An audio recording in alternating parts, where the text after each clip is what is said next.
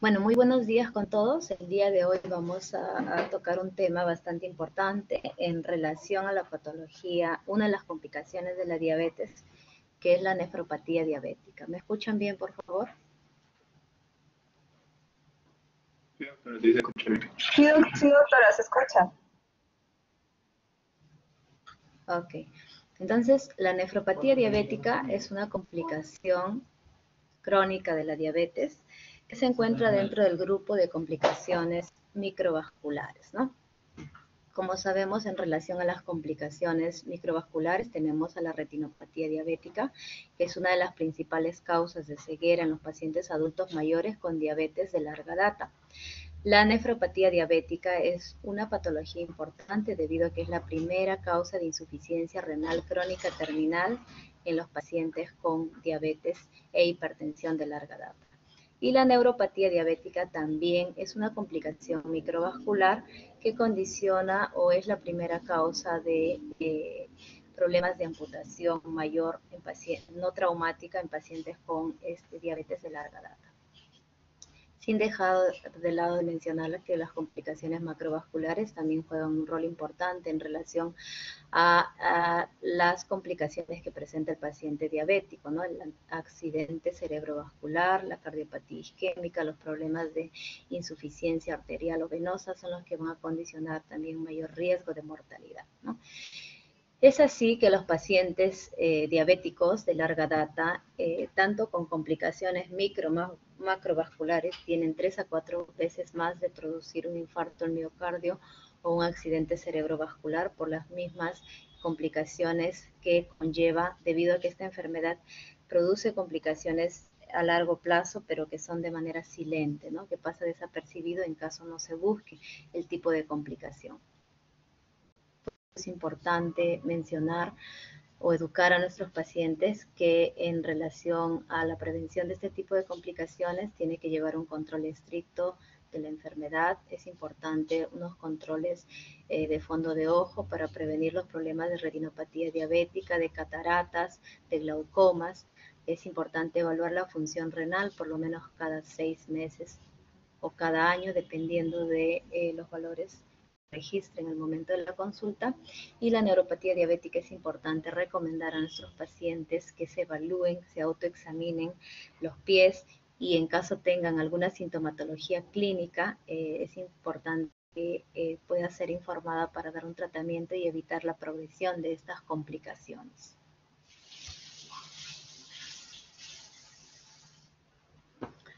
La nefropatía diabética es una causa importante tanto de morbimortalidad en pacientes tanto diabéticos tipo 1 como diabéticos tipo 2. Anteriormente se mencionaba que era más frecuente en pacientes con diabetes mellitus tipo 1, pero ahora se está viendo que hay mayor incidencia de esta complicación en pacientes con diabetes mellitus tipo 2. Es importante mencionar que es la principal causa única de insuficiencia renal crónica terminal, ¿no? Que predispone al paciente a incluso a problemas de diálisis y que son candidatos a recibir trasplante renal.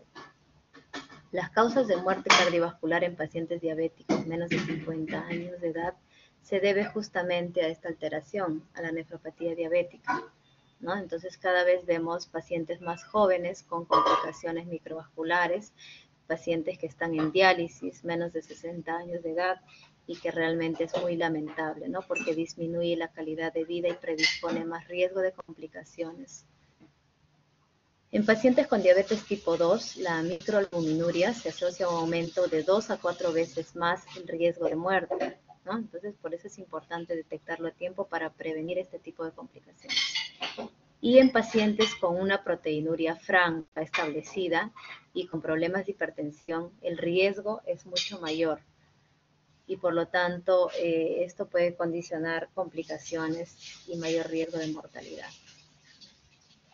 Clínicamente, la nefropatía diabética se define como una triada clásica, la cual cursan con los pacientes que están con hipertensión, con proteinuria, y esto conlleva a una insuficiencia renal, ¿no? Entonces es una triada que nosotros debemos tenerlo en cuenta al momento de evaluar un paciente. Todo paciente diabético tiene hipertensión de por sí, ¿no? Entonces, si no controlamos bien la hipertensión y la diabetes, estamos predisponiendo al paciente a una falla renal que muchas de las veces puede ser irreversible.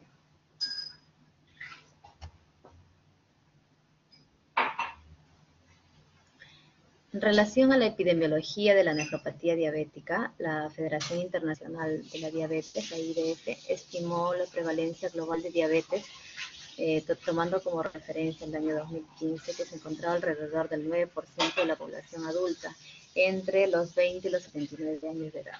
Pero hay una proyección estimada para el año 2040 que la población se verá afectada. Más o menos unos 642 millones de personas tendrán diabetes mellitus tipo 2 en el mundo. Este aumento en la prevalencia se explica por el envejecimiento de nuestra población, ¿no? Cada vez tenemos personas más longevas, el desarrollo económico industrializado, ¿no? Tenemos una calidad de vida demasiado agitada, el estrés, el consumo de comida rápida, que la alimentación no es precisamente saludable, y por motivos laborales, de estrés y las múltiples funciones que uno realiza, las personas generalmente no realizan actividad física, ¿no? Se han vuelto sedentarios. Todos estos factores condicionan a mayor riesgo de padecer obesidad y por ende problemas de diabetes, ¿no? Asociados a factores genéticos familiares que van a predisponer a aumentar el riesgo de esta patología que es muy frecuente hoy en nuestro día, ¿no?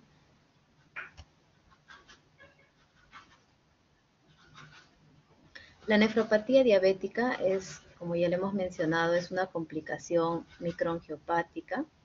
La nefropatía diabética es la causa más frecuente de enfermedad renal crónica que predispone al paciente a un fracaso renal, candidato a ser un paciente en espera de trasplante.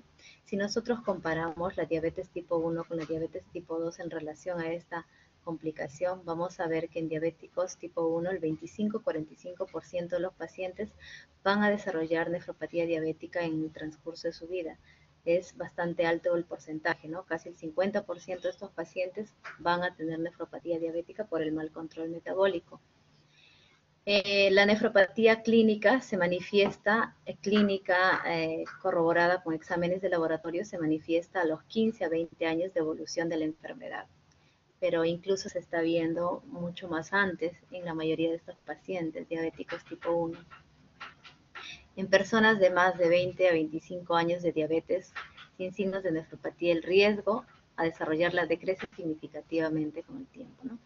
En relación a los diabéticos tipo 2, la prevalencia de la nefropatía diabética es en un menor porcentaje, en un 5 a 10%, pero en el momento del diagnóstico. Pero estas cifras se elevan al 25% en relación a el mayor tiempo de evolución de la enfermedad, ¿no? Si un paciente diabético tiene 20 años de tiempo de enfermedad, tiene mayor riesgo de desarrollar nefropatía diabética. De estos, el 20% va a desarrollar insuficiencia renal a los 10 años, insuficiencia renal crónica terminal a los 10 años posteriores al diagnóstico de la nefropatía diabética. Como podemos ver, los pacientes con diabetes tipo 1 y tipo 2 tienen un alto porcentaje en relación al desarrollo de nefropatía diabética, que es una complicación microvascular silenciosa que en la mayoría de los casos no da sintomatología clínica. En relación a los factores que van a condicionar nefropatía diabética, tenemos factores de riesgo que pueden ser modificables y no modificables, ¿no? Entonces, los factores de riesgo modificables se encuentra el mal control glucémico, que tiene un riesgo relativo bastante alto de 1.3 a 2. El riesgo relativo quiere decir el grado de exposición que tiene el paciente en relación al factor de riesgo de desarrollar esta patología. Los factores genéticos juegan un rol importante, pero sobre todo los genes que van a codificar la hipertensión. Es por eso que aquí el hincapié en relación a los pacientes que tienen hipertensión y diabetes es importantísimo controlar las dos patologías para prevenir el desarrollo de nefropatía diabética. La historia familiar de hipertensión también juega un rol importante en el desarrollo de la nefropatía diabética. Tiene un riesgo relativo alto de 3.7. los hermanos, antecedentes familiares como hermanos, hermanas, con nefropatía diabética tienen un riesgo relativo bastante alto por el factor genético que esto condiciona. Los pacientes de raza negra tienen un riesgo relativo de 2.6 frente a los pacientes de raza blanca, ¿no? Es importante mencionar esto también porque estos pacientes también tienen mayor predisposición a desarrollar hipertensión, ¿no? Y como la hipertensión es un factor de riesgo importante para nefropatía diabética, entonces se incrementa el riesgo relativo de desarrollar nefropatía diabética en este tipo de pacientes. Otro punto importante a considerar es el hábito tabáquico de los pacientes, ¿no? Entonces, también eleva el riesgo relativo a más de 2. Eso quiere decir que los pacientes son fumadores crónicos, fumadores pesados, más de 10 cigarrillos al día, ellos tienen mayor riesgo también de desarrollar problemas de nefropatía diabética, ¿no? Por el mismo hecho que el tabaco tiene como 30 sustancias tóxicas que van a alterar sobre todo el endotelio de las arterias y esto va a condicionar problemas de aterosclerosis a la larga, condicionando o adicionando este factor de riesgo a los problemas de dislipidemia que el paciente ya presenta de por sí y esto va a elevar el riesgo de un daño endotelial con el riesgo de obstrucción de las arterias, mayor vasoconstricción, mayor hipertensión y mayor daño renal por la mayor carga de filtración que va a producir este mecanismo fisiopatológico en relación al riñón.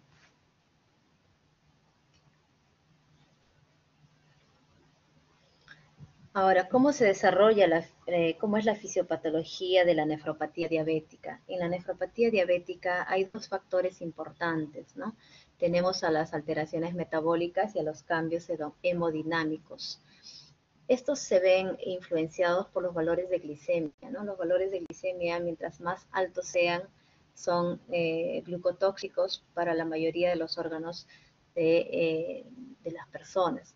La glucotoxicidad va a generar productos de glicosilación avanzada y esto va a generar mayor estrés oxidativo.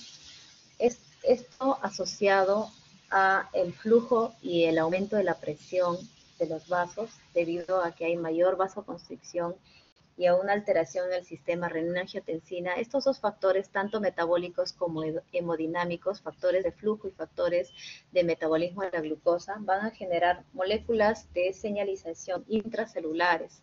Estas van a condicionar factores de estimulación de factores de crecimiento y de citoquinas, y estos van a condicionar las complicaciones que van a producir las alteraciones típicas en los pacientes con nefropatía diabética, ¿no? Entonces, la diabetes mellitus es el factor encadenante de este tipo de complicación asociado a factores tanto hemodinámicos, hormonales, y estos van a condicionar 4 estadios importantes, ¿no? La hiperfiltración glomerular, que es una lesión inicial, posteriormente hay una fase silente, luego viene una hipertrofia renal y luego viene un fallo o fracaso renal, ¿no? Todo esto condiciona, todos estos factores fisiopatológicos se debe a una alteración en la microalbuminuria y a una alteración anatómica del mesangio de la célula glomerular, ¿no? Toda esta expansión, esta proliferación de productos hialinos en la zona mesangial va a condicionar una glomerulosclerosis, ¿no? El glomérulo se va a tornar rígido, no va a cumplir su función y esto va a condicionar mayor fibrosis intersticial, por lo tanto va a haber menor filtrado glomerular que a la larga condiciona un fracaso renal.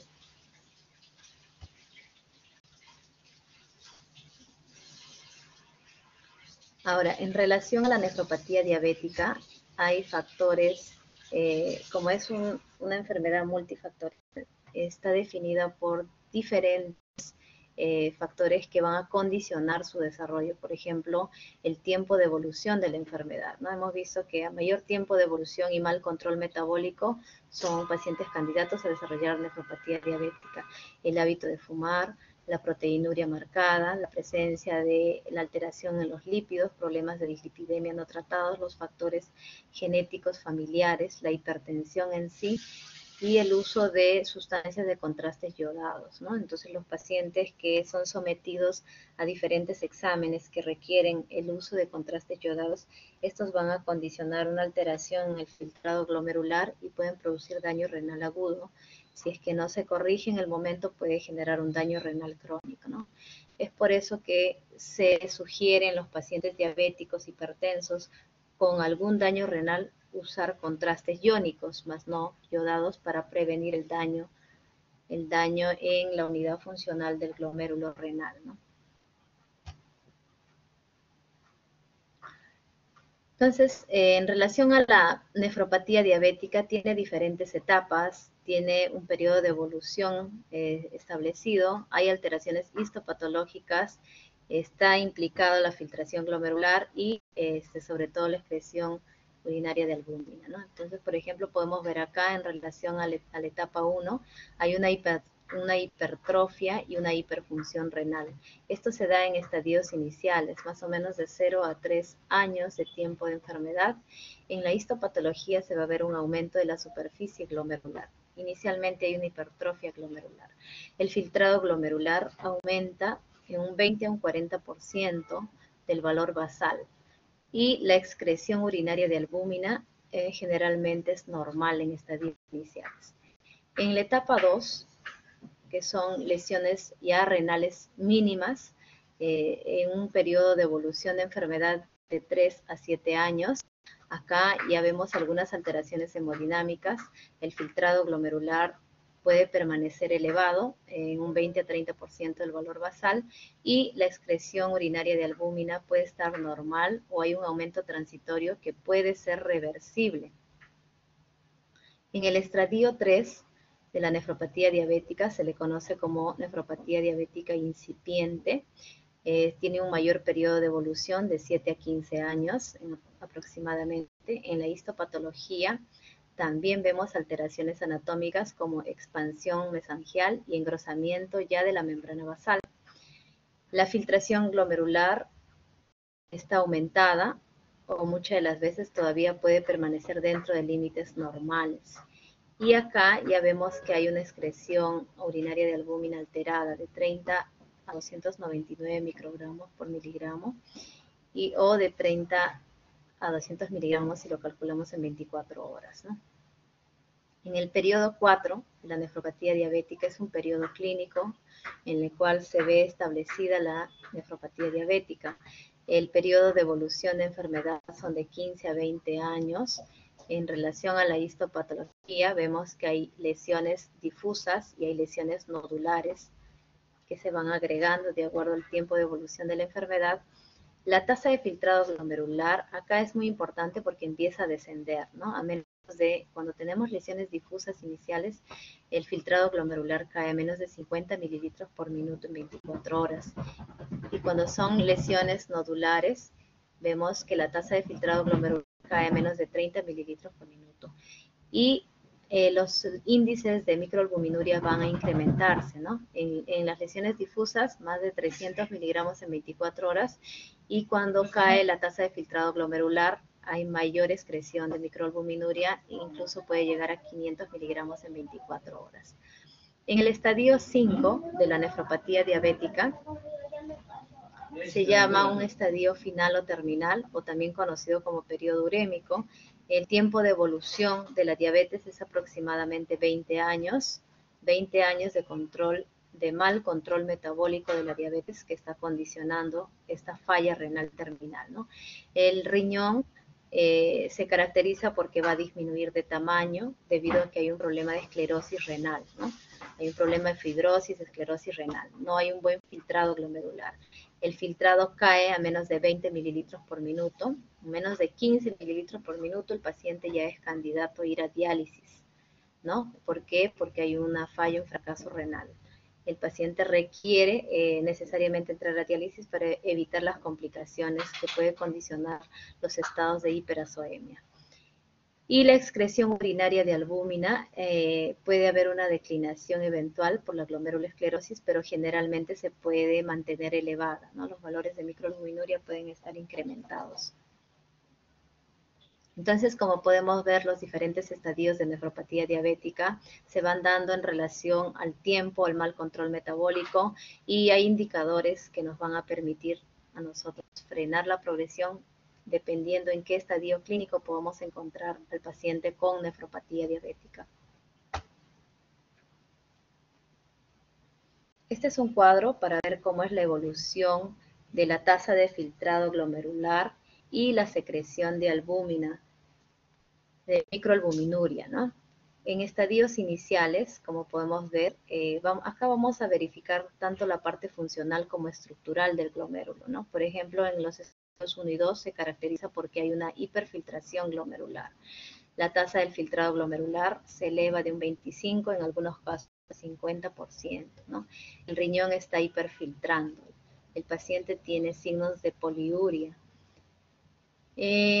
Avanzando en el tiempo, como podemos ver, a 10 años de evolución, se inicia la nefropatía incipiente, que es la nefropatía grado 3, en las cuales ya podemos evidenciar microalbuminuria y mayor hipertensión, ¿no? A nivel de la estructura del glomérulo, hay una expansión mesangial, hay engrosamiento de la membrana basal glomerular y también se caracteriza porque hay una hialinosis arteriolar, ¿no? Las arterias se ponen rígidas debido a este infiltrado de tejido hialino.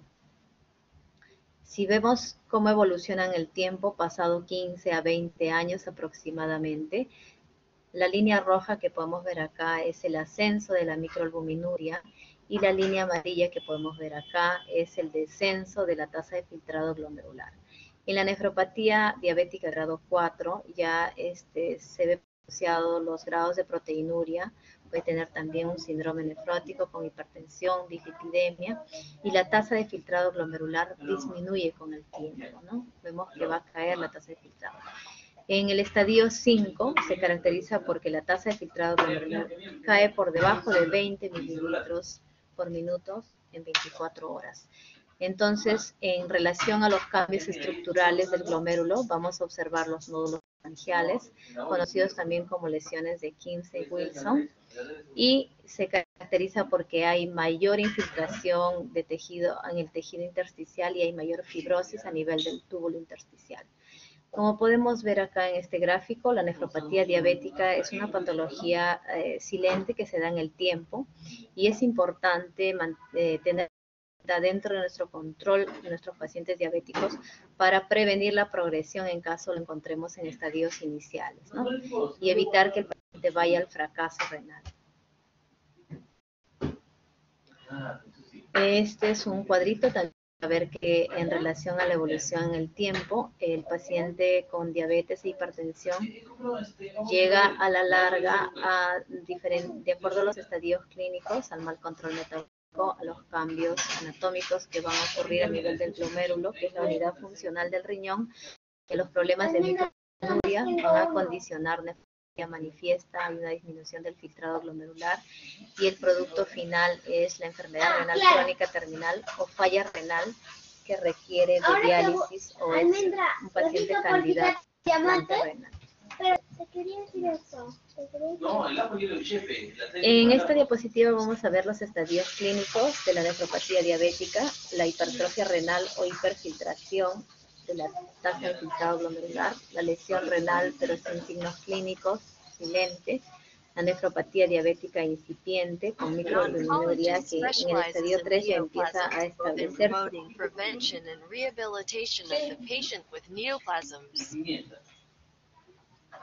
Por favor, apague su audio. ¿Dónde sacaron la teoría social, Rosales? Bien, después de hecho bien. Bien leche, ahora que le echo tomate. Por favor, apague su audio. También, leche tomate, leche tomate. ¿Ya? En el estadio 3, la nefropatía diabética incipiente y la microalbuminuria se vuelve más persistente. La nefropatía diabética grado 4 es una nefropatía establecida y el estadio 5 es un problema ya de falla renal o fracaso renal.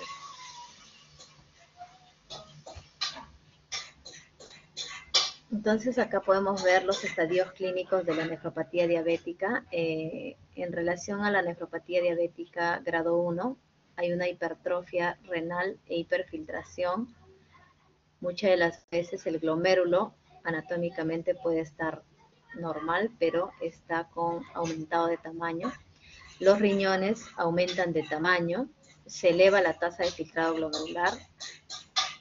Como hay un aumento de la tasa de filtrado glomerular, hay un aumento del flujo plasmático y sobre todo la presión glomerular capilar, ¿no? Que puede ser reversible en estadios iniciales. Si nosotros logramos acá un buen control metabólico, los pacientes pueden tener reversión de esta alteración en la tasa de filtrado glomerular y la función renal puede estar preservada, ¿no? Y la hipertrofia glomerular y tubular. En el estadio 2 o nefropatía grado 2, la lesión renal sin signos clínicos, en esta fase es una fase silente, ¿no? La membrana basal glomerular aumenta de espesor, hay acumulación de material hialino, pero a nivel de la zona del mesangio, y con o sin microalbuminuria que puede ser intermitente, ¿no? Se le llama silente a esta fase, ¿por qué? Porque los cambios tanto clínicos como bioquímicos pueden ser reversibles también, ¿no? Y muchas de las veces pasan desapercibidos porque si nosotros dosamos una depuración de creatinina en orina de 24 horas puede estar normal. Y si no hacemos seguimiento a este tipo de pacientes, probablemente como es una fase silente, en la cual la tasa de filtrado glomerular puede mantenerse aún normal, el paciente puede estar progresando a un estadio de nefropatía diabética grado 3, ¿no? Entonces, ¿qué es importante tener en cuenta en estos pacientes? El buen control glucémico y el buen control de la presión arterial. Si nosotros tenemos antecedentes de hemoglobina glicosilada alta en estos pacientes, tenemos que hacer una anamnesis retrospectiva y ver sus controles de creatinina, de urea y de depuración de creatinina previos para poder verificar si el paciente podría estar en algún estadio de nefropatía diabética. Listo. La nefropatía diabética incipiente o de microalbuminuria persistente. En la fase 3 ya empiezan a haber cambios en los cuales la nefropatía se torna de inicio incipiente, de 5 a 15 años después del diagnóstico inicial de diabetes mellitus tipo 1, el paciente tiene derecho a hacer este tipo de complicación si es que ha tenido un mal control metabólico. La microalbuminuria va de 30 a 300. Si nosotros tenemos en este rango un dosaje de microalbuminuria, nosotros ya vamos a sospechar que el paciente probablemente está entrando en un estadio de nefropatía diabética grado 3. Esta microalbuminuria en estos grados está asociada a un aumento de la presión arterial y la caída de la tasa de filtrado glomerular. Por eso es importante un buen control de estos parámetros. Hay mayor engrosamiento o expansión de la membrana basal, como podemos evidenciar acá, ¿no? Este es un cambio histológico. Si en caso nosotros hacemos una biopsia renal, vamos a poder evidenciar estos cambios en relación a la anatomía patológica. Este es un estadio temprano de nefropatía diabética, en lo cual vemos que hay una hipertrofia del glomérulo. Y en un estadio de 3, nefropatía grado 3 para adelante, vamos a ver que hay un engrosamiento o expansión del mesangio, ¿no? Y por lo tanto la capacidad de filtrado glomerular va a disminuir debido a la alteración en relación a la luz de las arterias que se tornan más rígidas y resistentes debido al infiltrado del contenido hialino. En el estadio de nefropatía diabética grado 4, es una macroalbuminuria franca. La proteinuria alcanza valores de más de 300 miligramos por día. Hay una disminución progresiva de la tasa de filtrado glomerular, o en otras palabras, la depuración de creatinina endógena. Esto está asociado debido al mal control de la hipertensión, puede estar asociado también a un síndrome nefrótico con hipertensión, dislipidemia, y en realidad se conoce como una macroproteinemia, ¿no? Es una proteinuria franca. Esto se produce 10 a 15 años de evolución de diabetes, pero con mal control metabólico.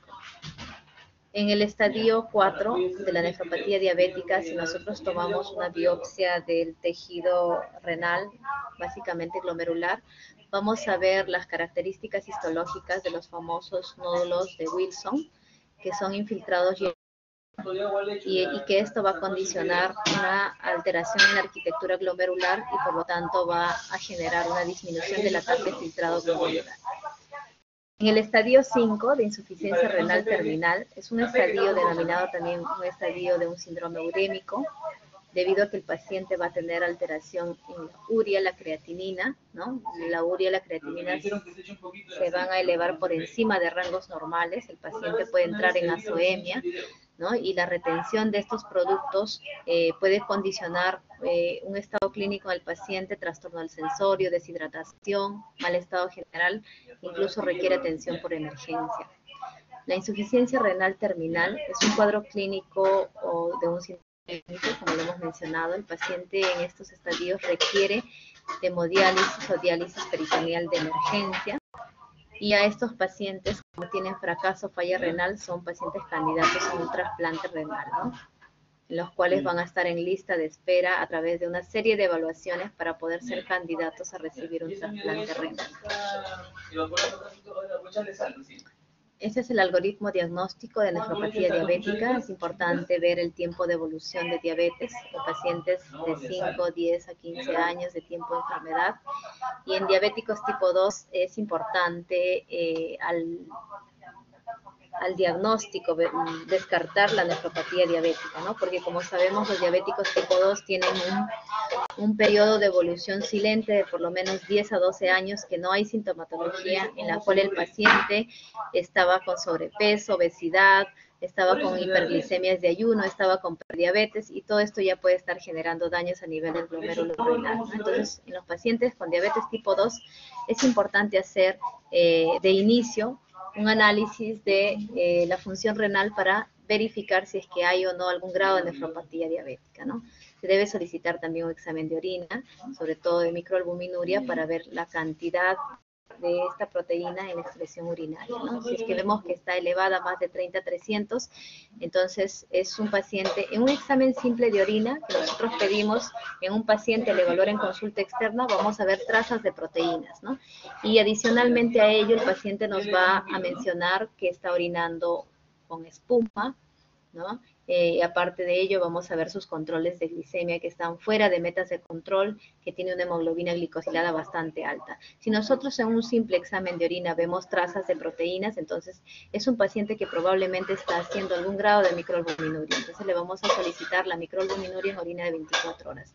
Si eso está normal, vamos a hacer un control cada año en pacientes diabéticos, o si está, hay que hacer un control más estricto, ¿no? Cada 3 o cada 6 meses, y empezar el tratamiento y corregir los factores de riesgo para evitar la progresión de la nefropatía diabética.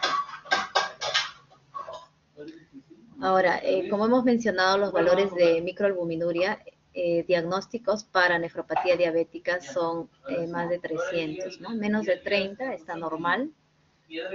Moderadamente elevado de 30 a 300 es una nefropatía diabética incipiente, y más de 300 es una nefropatía diabética ya establecida, ¿no?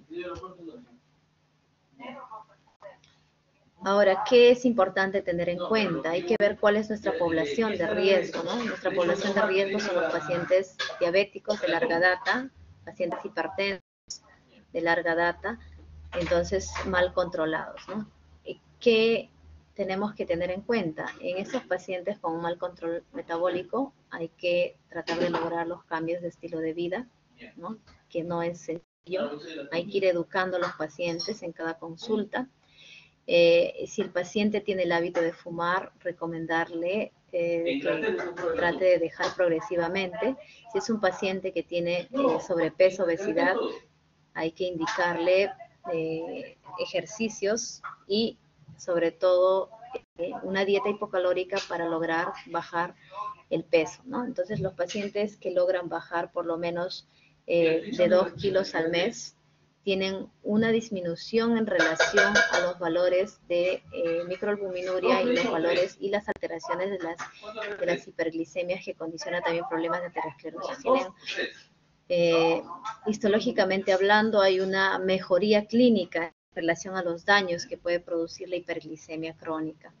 El control de la glucosa es un factor importante a tener en cuenta, el control de la presión arterial, el control de los lípidos, ya que las dislipidemias en los pacientes diabéticos es un tipo de dislipidemia aterogénica, sobre todo predominio del colesterol LDL alto y HDL bajo, ¿Qué quiere decir esto? El colesterol LDL es el colesterol de baja densidad que tiene la propiedad que son un tipo de colesterol pequeño que tiene la capacidad de adherirse a la pared de las arterias y esto condiciona las placas ateromatosas.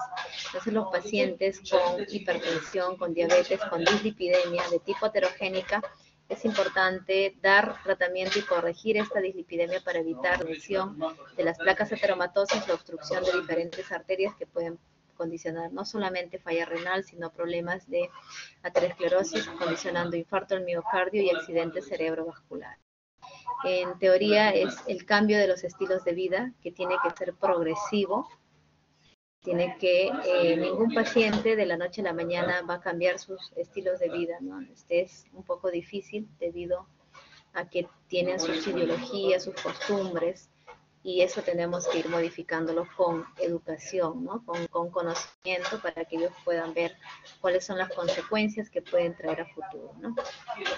Entonces los pacientes diabéticos pasan por diferentes estadios clínicos de la nefropatía diabética en relación a la normoalbuminuria inicial, posteriormente a la microalbuminuria y finalmente hacen una macroalbuminuria franca.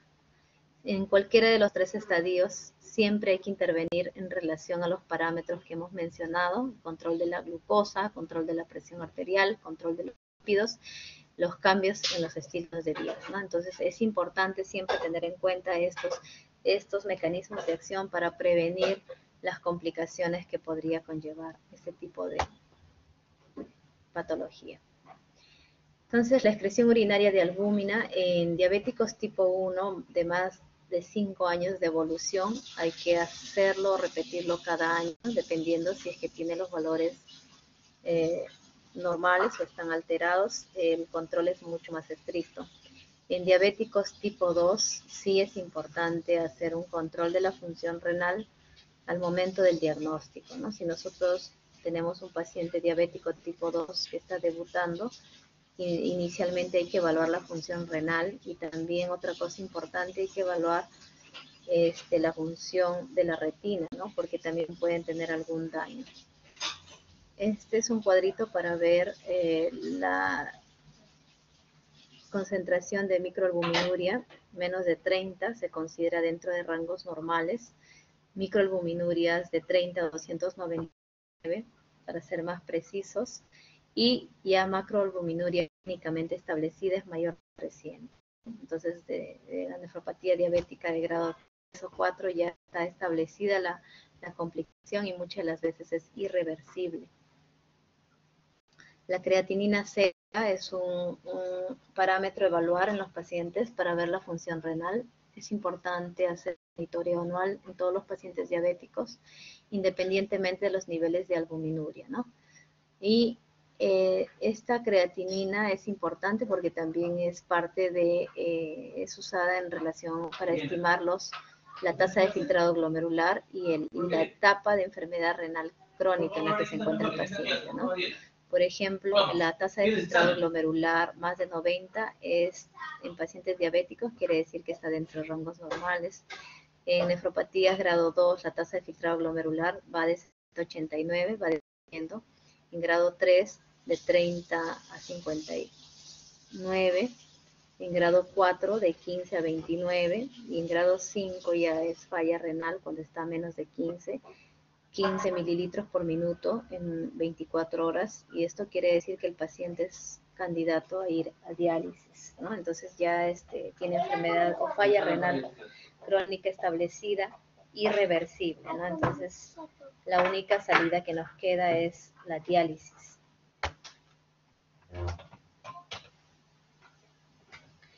Ahora, en relación al tratamiento, los objetivos del tratamiento va dirigido a los factores que condicionan la nefropatía diabética, ¿no? Entonces hay que lograr un buen control glicémico, ¿no? Hay que valorar la hemoglobina glicosilada que tiene que estar menos de 6.5 dependiendo de la edad. En adultos mayores más de 70 años hasta 7.5% para evitar el riesgo de hipoglicemia. El tratamiento antihipertensivo. Es importante también mencionar acá el bloqueo del sistema renina-angiotensina el control adecuado de la dislipidemia, que esto puede generar problemas de aterosclerosis, el tratamiento nutricional, reducir el nivel de proteinuria, el exceso de proteínas produce la hiperfiltración. Entonces, en estos estadios es importante manejar un régimen alimenticio adecuado y, en todo caso, el paciente sea un paciente con fumador, con el factor de riesgo que sea fumador pesado, sobre todo, evitar o abandonar el hábito tabáquico, ¿no? Entonces, si nosotros actuamos en todos estos niveles, vamos a lograr prevenir la progresión de la nefropatía diabética y evitar sobre todo que el paciente vaya a diálisis. En relación al tratamiento, lo más importante es mantener un control estricto de los valores de glicemia, sobre todo desde fases iniciales, ¿no? Y corregir los factores de riesgo, ¿no? Si es un paciente hipertenso, un buen control de la presión arterial, una evaluación por cardiología y un tratamiento adecuado para la dislipidemia, ¿no? Así sea la dislipidemia, predominio de hipercolesterolemia o hipertrigliceridemia. Los dos tienen un efecto en relación a la fisiopatología de esteroides. La restricción proteica puede ser beneficiosa en pacientes que ya tengan una nefropatía establecida, ¿no? Entonces quiere decir que en estadios 3 o 4, este tipo de pacientes sí tenemos que tener este tipo de consideración. Los inhibidores en relación a fármacos, los inhibidores de la enzima convertidora de la angiotensina disminuyen la expresión de proteínas y retardan la tasa de progresión de la enfermedad en pacientes con diabetes tipo 1, en aquellos que estén presentando microalbuminuria y en aquellos que tengan ya una nefropatía establecida, ¿no? Hay menos información en relación a los IECA en diabéticos tipo 2, pero se sabe que tienen un beneficio similar, que van a reducir la microalbuminuria en ese tipo de pacientes. Ahora, otra cosa importante son los controles óptimos de la presión arterial. Los pacientes con hipertensión mal controlada tienen mayor progresión de la nefropatía diabética. Por eso es importante un control estricto de este parámetro. Otro punto importante es la corrección o el control de la dislipidemia, ¿no? La hiperlipidemia promueve los cambios ateroscleróticos en el endotelio de los vasos de un paciente con diabetes de larga data. Y estos cambios ateroscleróticos van a contribuir a mayor progresión de la glomerulosclerosis en pacientes con insuficiencia renal crónica. Y estos retardan la progresión de la expresión de la proteína, sobre todo en pacientes hipertensos, ¿no? En pacientes normotensos también se ve cambios mínimos en relación a la aterosclerosis. Las metas de colesterol en pacientes diabéticos es importante mencionar. El paciente diabético debe tener colesterol total menos de 200 y colesterol LDL menos de 100, ¿no? Los pacientes que sean diabéticos con algún factor de riesgo cardiovascular, como un infarto al miocardio, un accidente cerebrovascular, las metas del colesterol LDL debe ser menos de 70 miligramos por decilitro, ¿no? Entonces es mucho más estricto por el riesgo de un nuevo evento cardiovascular. Ahora, es importante la disminución. La disminución de lípidos en realidad tiene un efecto beneficioso en el renal, ¿no? Porque debido a que disminuye los problemas de aterosclerosis y por lo tanto disminuye el tema de la vasoconstricción a nivel de todas las arterias del organismo. Dentro de los medicamentos tenemos a las estatinas, dentro de ellas a la simvastatina, que disminuye la excreción, sobre todo de la albúmina, en un 25%, ¿no? Y esto va a disminuir la microalbuminuria a nivel renal. Entonces, las estatinas es un buen fármaco que va a corregir las dislipidemias a predominio de colesterol LDL, y esto va a evitar la progresión de la microalbuminuria en caso el paciente tenga algún grado de nefropatía. El control de la glucosa es otro punto importante debido a que hemos mencionado que las hiperglicemias son tóxicas para el organismo, ¿no? Por todos los mecanismos fisiopatológicos que conlleva la diabetes. Entonces es importante controlar la glucosa debido a interviniendo en los factores de riesgo, interviniendo en los estilos de vida, usando medicación y sobre todo orientando al paciente también para incentivar el ejercicio, que también disminuye los valores de glicemia. En relación a esto, puede no retardar la tasa de progresión del daño renal una vez que la proteinuria significativa se ha desarrollado, ¿no? Entonces, esto quiere decir que en estadios de nefropatía diabética establecida, entonces, y nosotros cuando tenemos hiperglicemia y queremos controlar la glucosa, cuando ya está establecida el daño renal, muchas de las veces es irreversible el fracaso renal, ¿no? Pero sí es importante seguir controlando la glicemia por las otras complicaciones que puede traer, ¿no? Entonces, el objetivo de la intervención en los pacientes diabéticos es el control de la glicemia desde el inicio del diagnóstico de la enfermedad, para evitar la progresión de la nefropatía diabética en estadios ya establecidos. El control de la glucosa debe ser estricto. Hay diferentes estudios, como el estudio de LUCA-PDS, el cual se ha hecho en pacientes diabéticos tipo 2, en los cuales mencionan que el control de la glucosa en relación a un tratamiento intensivo equivale a decir con rango de hemoglobina glicosilada por debajo de 7, se ha demostrado en este estudio que enlentece la progresión del daño microvascular, ¿no? Por lo tanto va a prevenir la nefropatía diabética si nosotros actuamos en estadios iniciales y tenemos un control estricto de los valores de la glicemia. El control de la glicemia, entonces, debe ser un parámetro importante para prevenir la nefropatía diabética. Hay diferentes fármacos, como los inhibidores de PP4, que tienen un efecto significativo en el control de la glicemia, pero también tienen cierto efecto en relación a la función renal, ¿no? Estos fármacos, como los inhibidores de PP4, se titula la dosis de acuerdo a la función renal. De todos los mencionados, como podemos ver acá, tenemos que tener un ajuste en relación a la tasa de filtrado glomerular, ¿no? Por ejemplo, la sitagliptina, ¿no? Si es que tiene un filtrado glomerular, se puede dar hasta 50, de ahí se va reduciendo la dosis, ¿no? 100 miligramos, el medicamento viene de 100 miligramos, se va reduciendo la dosis de acuerdo a la tasa de filtrado glomerular. Igual que la saxagliptina, la vildagliptina también necesita un monitoreo en relación al filtrado glomerular. Un segundito, por favor.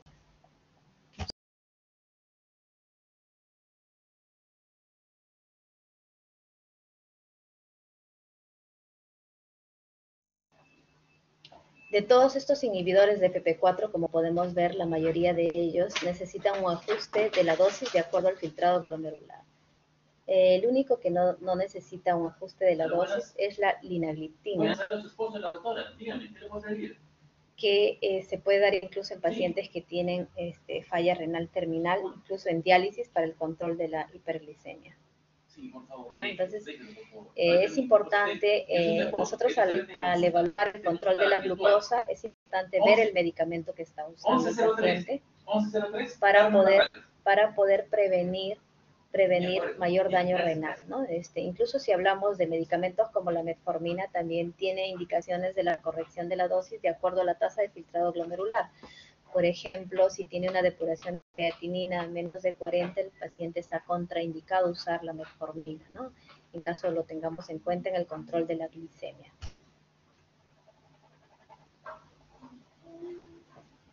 El control de la presión arterial también es muy importante.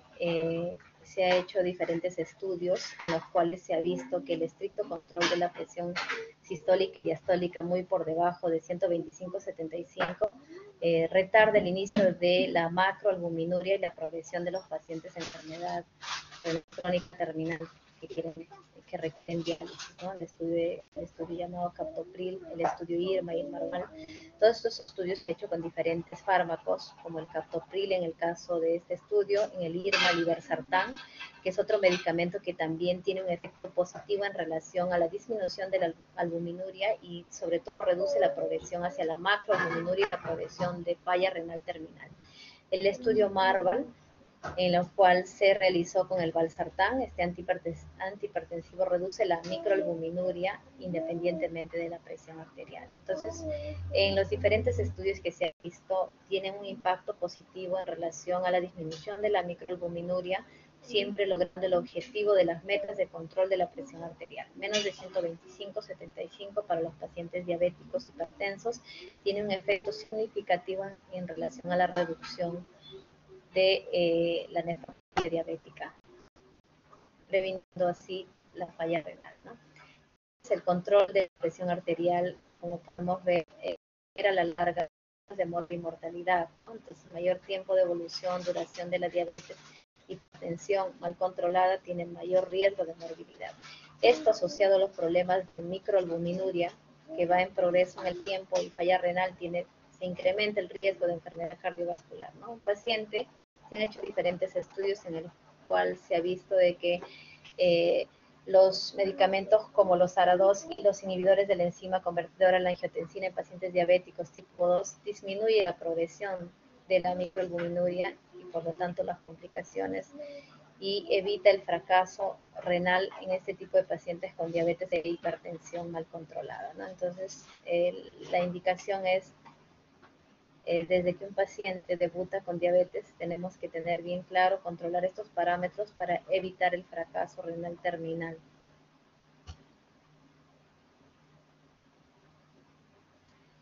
Otra de las indicaciones en relación a las proteínas, en relación a los pacientes con nefropatía diabética, es importante indicar la restricción proteica por lo menos a 0.8 gramos por kilo día en pacientes con nefropatía diabética, pero en aquellos que tengan diabetes mellitus tipo 1.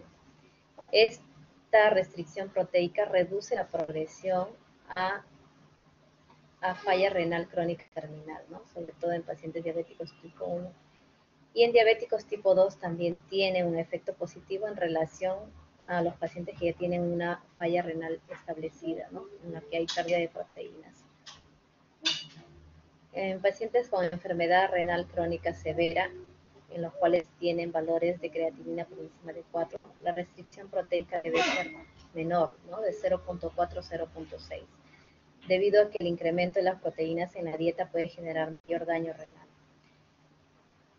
El uso de dietas bajas en proteínas por largos periodos de tiempo es importante tenerlo en cuenta, que también puede conducir a problemas de desnutrición. Entonces, acá es importante valorar el estado nutricional del paciente para poder hacer un esquema de tratamiento en relación a la indicación de la restricción de proteínas y otros suplementos nutricionales para evitar este tipo de alteración nutricional. Es bastante frecuente en los pacientes diabéticos de larga data. Ahora, ¿cuáles son las recomendaciones de la Federación Internacional de Diabetes en relación a la prevención de la nefropatía diabética? Importantísimo los cambios de estilos de vida, evitar fumar, en caso que sea fumador, pérdida de peso, el ejercicio físico. El ejercicio físico se recomienda por lo menos 30 minutos diarios, ¿no? Ejercicio de acuerdo a la capacidad, a la edad del paciente, ¿no? La capacidad física de respuesta del paciente, la edad del paciente, ¿no? De acuerdo a las comorbilidades que tenga el paciente, ¿no? Si es un paciente joven, la exigencia en relación al ejercicio físico moderado debe ser mayor. Si es un paciente adulto mayor con problemas cardiovasculares, hay que indicarle caminatas. Es un ejercicio más, que requiere menor demanda de esfuerzo físico, debido a que estos pacientes pueden tener algún problema cardiovascular de fondo, como insuficiencia cardíaca, hipertensión mal controlada, y esto puede ser perjudicial. Y el moderado ingreso, el consumo de alcohol. El alcohol en algunos pacientes también genera muchos daños metabólicos, y esto puede también alterar el metabolismo de la glucosa y puede también producir alteraciones y daño renal. Por eso es importante evitar el consumo en este tipo de pacientes. Las recomendaciones en relación a la prevención, hay diferentes objetivos que tenemos que tener en claro, ¿no? Por ejemplo, el control de la glicemia, sobre todo si nos basamos en un seguimiento periódico de cada 3 meses de la hemoglobina glicosilada, debe ser menor del 7%. Esto es en términos generales. Debemos tener en cuenta en este tipo de pacientes, en adultos mayores con problemas renales ya establecidos, la hemoglobina glicosilada puede ser de 7.5 a 8 para evitar riesgo de hipoglicemia. La presión arterial, tanto sistólica como diastólica, tiene que estar por debajo de 125, la sistólica y la diastólica menos de 75.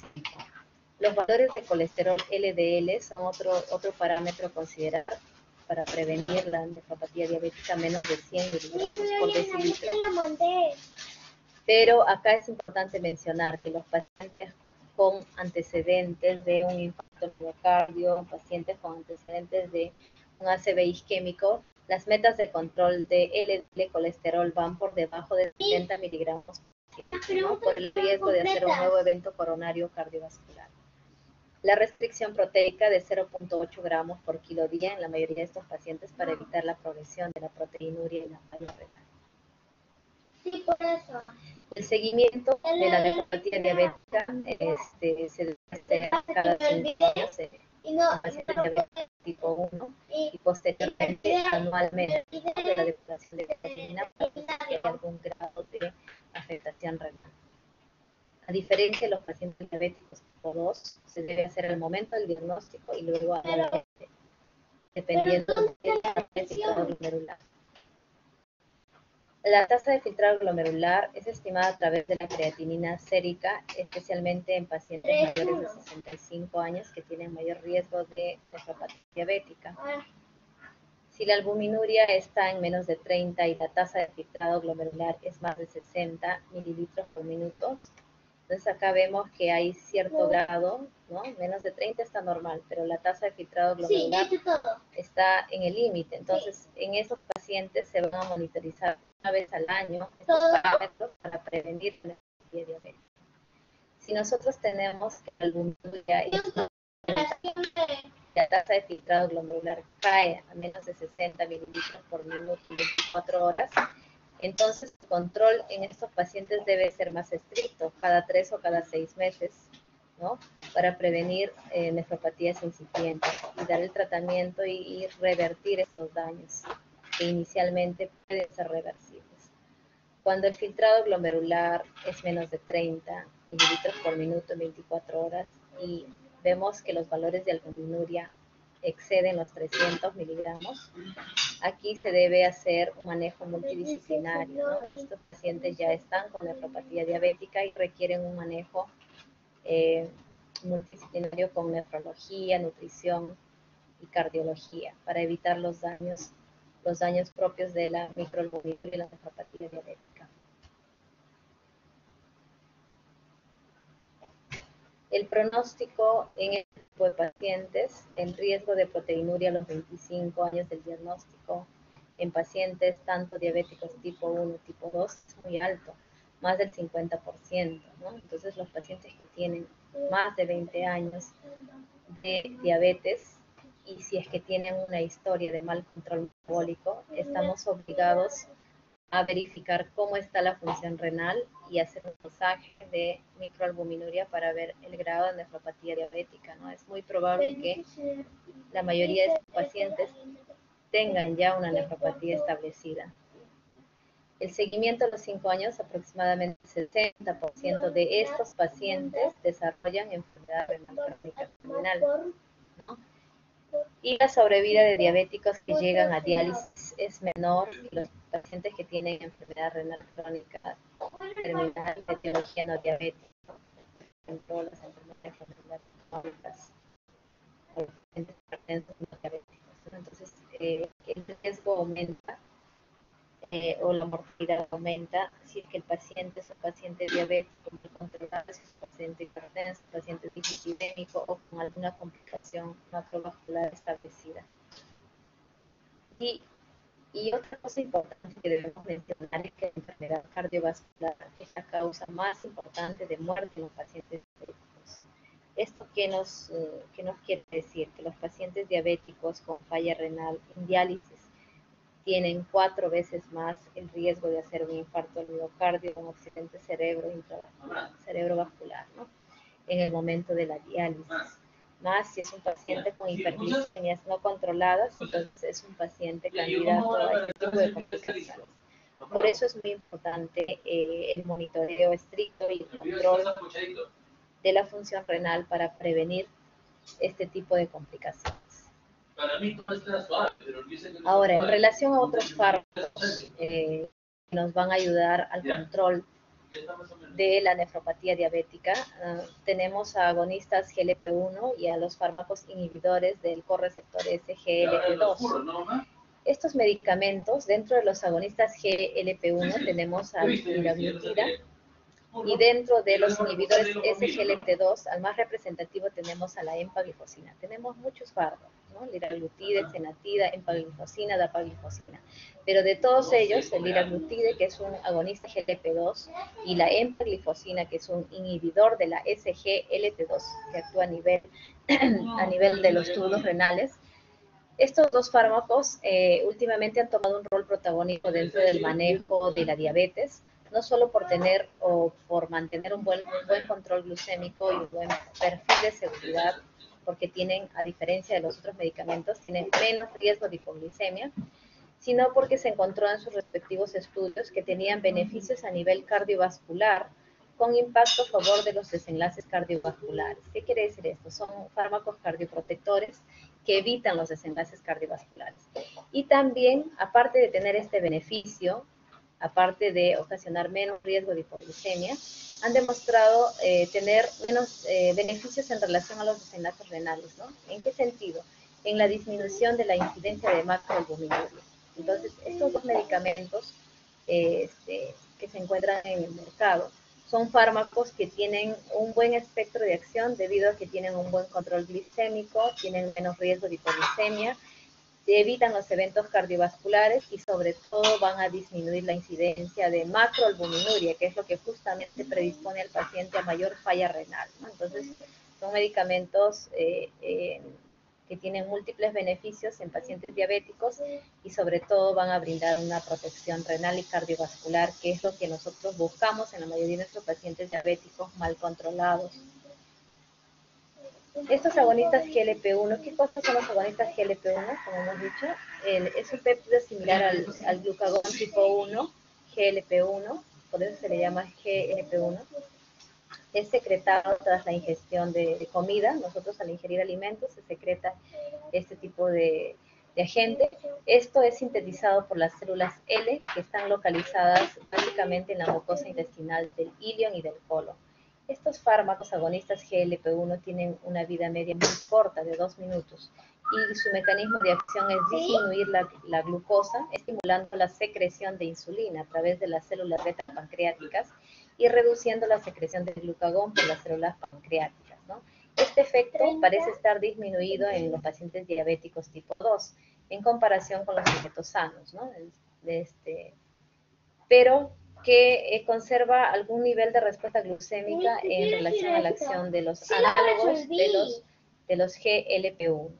Ahora, los primeros análogos GLP-1 que salieron al mercado son el lixisenatide y el exenatide. Estos son derivados de la exentina tipo 4, es un péptido de 39 aminoácidos. Lo interesante de este fármaco es que fue descubierto en la saliva de un monstruo de Gila, que se llama, que es como un cocodrilo, ¿no? En estudios de laboratorio se evidenció esto. Ah, me olvidé ese. Y Ya lo había se descubrió en la saliva de este animal, por decirlo así, el monstruo de Gila, y se vio que tiene mecanismos beneficiosos en relación al control de la glicemia, ¿no? Este medicamento análogo tiene una homología con 53% con el GLP-1 humano, ¿no? Es por eso que tiene ese mecanismo de acción, ¿no? Estimula la liberación de insulina en las células beta pancreáticas a través de la ingestión de alimentos y controla los niveles de glicemia. Posteriormente se desarrolló los análogos de GLP-1, pero con homología estructural al GLP-1 nativo, ¿no? Pero como se vio que tenían una vida media muy corta, aumentaron su vida media mediante modificaciones en relación a moléculas como la adición de un ácido graso. A esto se le denominó liraglutide, se modificó una molécula de albúmina, se le denominó albiglutida, o una fracción de inmunoglobulina G como la dulaglutida, ¿no? Entonces estos medicamentos se han ido modificando genéticamente para aumentar el tiempo de vida media de este GLP-1 nativo que tenemos en el organismo y que en los pacientes diabéticos generalmente está disminuido, ¿no? Y por ende, para lograr un mejor control metabólico, logrando actuar a este nivel, a nivel de las células L, tanto de la mucosa intestinal del colon y del ilion. Acá en este cuadro tenemos, por ejemplo, los análogos GLP-1 que tienen un mecanismo de acción. Hemos hablado del liraglutide, xenatide, dulaglutide, que son algunos fármacos, pero del liraglutide que tiene un efecto en relación a la disminución de la macroalbuminuria y por lo tanto va a prevenir la progresión de la enfermedad renal crónica terminal, ¿no? A través de diferentes mecanismos de fosforilación intracelular y activación de la adenilato ciclasa, esto va a condicionar una mayor secreción de insulina a nivel de las células pancreáticas y por lo tanto va a lograr una regulación de la glucosa sérica. Ahora, el mecanismo en relación a el cotransportador SGLT2, básicamente se localiza en el riñón y es responsable de la reabsorción de más del 90% de la glucosa filtrada por el glomérulo. Entonces, su inhibición mejora la resistencia a la insulina, la inhibición de este cotransportador mejora la resistencia a la insulina y por lo tanto va a disminuir los valores de glicemia y también va a disminuir los valores de hemoglobina glicosilada. Entonces, estos dos fármacos nuevos, entre comillas, tienen, aparte del efecto del control de la glicemia, tienen un efecto en el control de la microalbuminuria y por lo tanto también tienen un efecto en relación a la protección cardiovascular y por lo tanto van a prevenir que el paciente vaya a nefropatía diabética terminal con riesgo de diálisis. Entonces, en conclusión, vamos a mencionar que la nefropatía diabética es una enfermedad crónica debido a un mal control metabólico.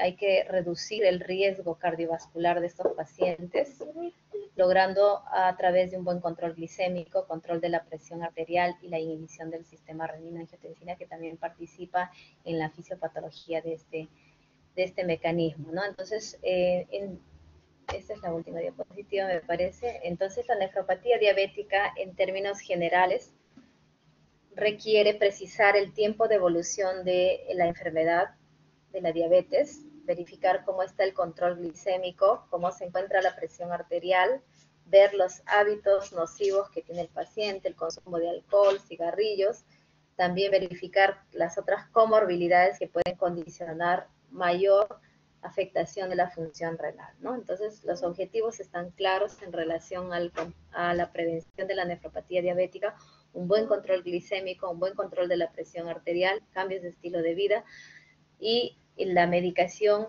hay que valorar de acuerdo a el estado metabólico en el que se encuentra el paciente en el momento de la evaluación, ¿no? Es importante también tener en cuenta que los diabéticos tipo 1 y tipo 2 se tiene que hacer un monitoreo estricto de la función renal para poder abarcar un tratamiento en estadios iniciales y poder revertir el daño renal que muchas de las veces los pacientes van a falla renal terminal y a diálisis, que ya es irreversible, ¿no? Solo nos queda corregir los valores de glicemia y prevenir las complicaciones posterior a la diálisis, que pueden ser muy desastrosas, ¿no? Muy bien, ¿hasta ahí alguna pregunta?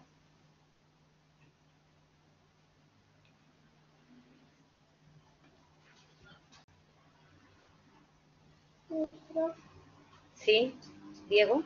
Sí, doctora, buenas tardes. Quería consultarle si la regresión de la nefropatía diabética solo se da hasta el estadio 2 o podría ser hasta el estadio 3 o 4. No, la progresión de la nefropatía diabética se puede dar hasta el estadio 5, ¿no? Dependiendo si es que nosotros no tomamos todas las medidas correctivas en el momento que encontramos, ¿no? Entonces, por eso es importante cuando uno evalúa a un paciente diabético, debut, ¿no?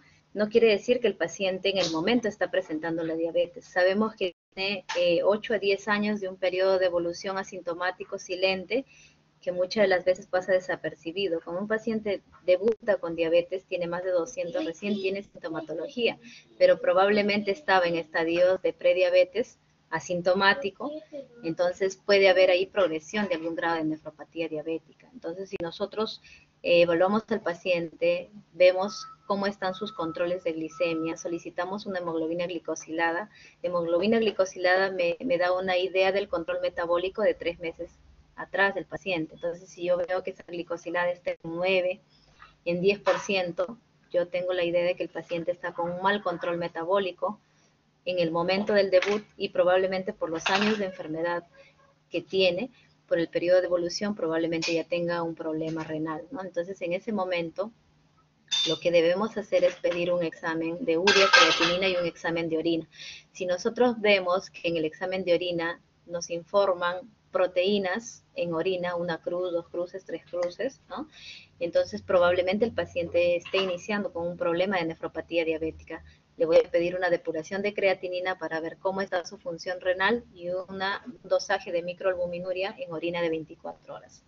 Con esos resultados yo voy a poder definir si mi paciente tiene menos de 30 de microalbuminuria y tiene buena función renal, aparentemente está bien el paciente. Pero si es que yo veo que tiene más de 30 de microalbuminuria y tiene una función renal disminuida, un filtrado glomerular disminuido, menos de 90, entonces yo estoy sospechando de que el paciente tiene ya un grado de nefropatía inicial, que debemos empezar el tratamiento, ¿no? Y debemos prevenir en estadios iniciales. Si nosotros tratamos en estadios iniciales, con toda seguridad, con todas las medidas mencionadas, con toda seguridad nuestro paciente va a preservar su función renal y vamos a evitar de que vaya a diálisis. Pero todo eso requiere de educación a nuestros pacientes, ¿no? El paciente tiene que estar informado de qué complicaciones puede tener si es que no lleva un buen control metabólico. Entonces, esa es la manera de poder prevenir este tipo de enfermedades que muchas de las veces son silenciosas y que ocasionan daños catastróficos, ¿no? Los pacientes diabéticos en diálisis, ¿por qué mueren? Mueren por un problema de infarto miocardio, por un accidente cerebrovascular y por muchas otras complicaciones propias de la diabetes. Muy bien, ¿alguna otra pregunta?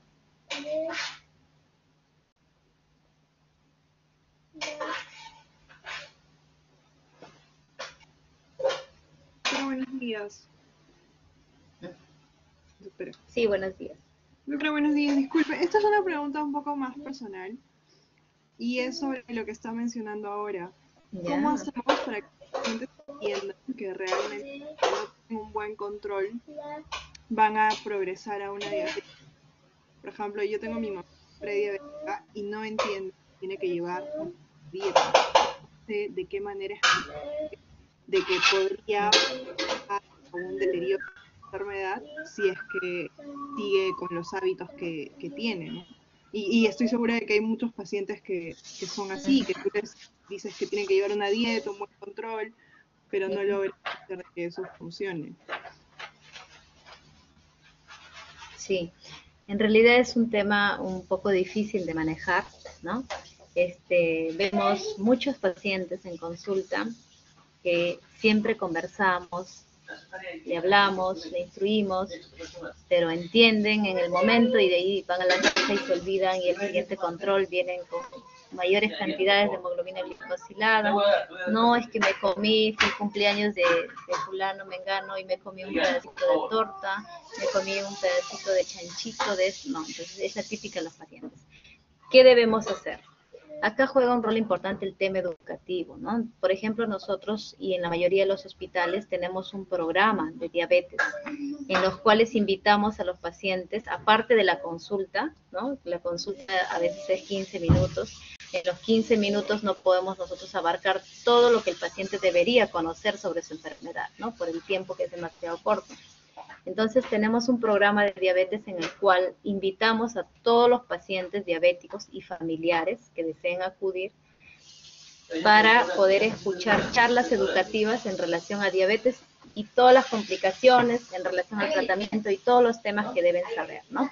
Entonces esas charlas educativas las realizamos mes a mes, ¿no? Cada fin de mes convocamos, en épocas de no pandemia, era así, ¿no? Entonces convocamos a los pacientes, ahora estamos haciéndolo virtual.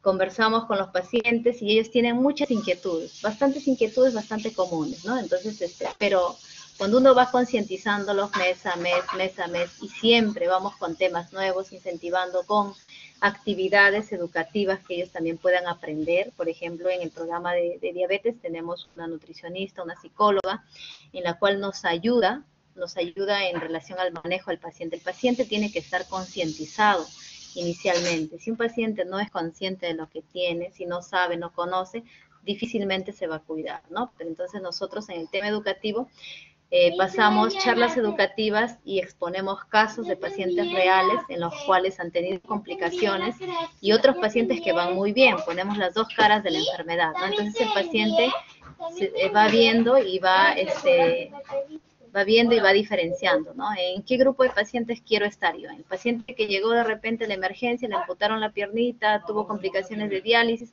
o en el paciente que está acudiendo a sus controles, en el paciente que hace un régimen de alimentación, en el paciente que hace actividad física y está muy bien controlado, tiene la función visual adecuada, tiene la función renal también que está dentro de rangos normales y tiene todos sus órganos que están funcionando adecuadamente. Entonces el paciente poco a poco se va concientizando. Esto no es de un momento. Educar a un paciente, decirle a un paciente de que deje de comer tal o cual cosa, nos puede escuchar en el momento, pero no lo va a hacer, requiere de constancia, ¿no? Entonces, nosotros trabajamos en ese sentido, en la mayoría de los pacientes, les invitamos a las charlas educativas y les instruimos en diferentes temas en un lenguaje bastante sencillo para que ellos puedan entender y ver qué tan peligrosa es la diabetes si es que uno no lleva un control adecuado, ¿no? Entonces, requiere de mucha paciencia, requiere de ser constantes en el tema, requiere de explicarles una y varias veces, porque los pacientes, la mayoría son adultos mayores, y a veces van a la consulta solos, uno le explica un tratamiento, le dice, puede entenderte en el momento y de ahí se olvidó, ¿no? Entonces, por eso es que nosotros también pedimos que este tipo de pacientes vengan con un familiar responsable para que pueda llevarse el mensaje y lo puedan aplicar, ¿no? No es un tema sencillo, pero es importante ser constantes en este tema educativo, ¿no? Ir informando, no dándole miedo al paciente, sino informándole, ¿no? Informándole. Esto podría pasar si es que uno se descuida, qué podría pasar si es que no hacemos tal cosa. Mientras el paciente sepa qué metas de control tiene, hay pacientes que sí están muy bien educados, ¿eh? Cuando uno le pregunta, a ver, ¿cómo estamos? El paciente dice, mi hemoglobina glicosilada está a menos de 7, doctora. Mi colesterol LDL está a menos de 100. Mi presión está a menos de 130/80. Entonces son pacientes que ya están instruidos, ¿no? Entonces que ya saben cuál es el manejo que deben tener en la casa, ¿no? Y cuando están muy bien controlados, también se le dice a los pacientes que por ahí pueden tomarse una libertad de comerse algo que ellos prefieran, ¿no? Que no está dentro del régimen de alimentación, pero siempre una vez al mes o 2 veces al mes, siempre y cuando estén bien controlados, ¿no? Cuando su hemoglobina glicosilada esté en rangos adecuados. Entonces los pacientes poco a poco van habituándose, poco a poco van conociendo. Es un proceso largo, en las cuales requiere bastante paciencia, ¿no? Bastante educación, hay que repetir las cosas, cuando repite varias veces, eso queda, ¿no? Entonces, esa es nuestra misión, educar a los pacientes para prevenir las complicaciones, ¿no? Entonces, como yo les digo a los pacientes, el 80% del éxito del tratamiento depende de ellos mismos. Solo un 20% actuamos nosotros. Si es que ellos tienen claro los objetivos del control metabólico y lo van practicando poco a poco con el tiempo, entonces vamos a poder lograr prevenir las complicaciones, ¿no? Muy bien, ¿alguna otra pregunta?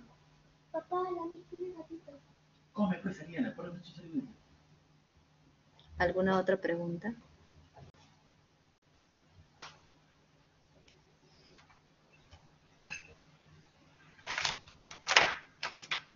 ¿Alguna? ¿Todo claro?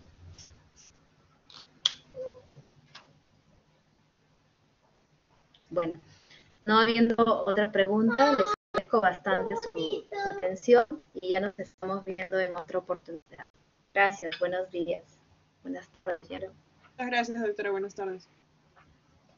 Gracias, doctora. Conveniente.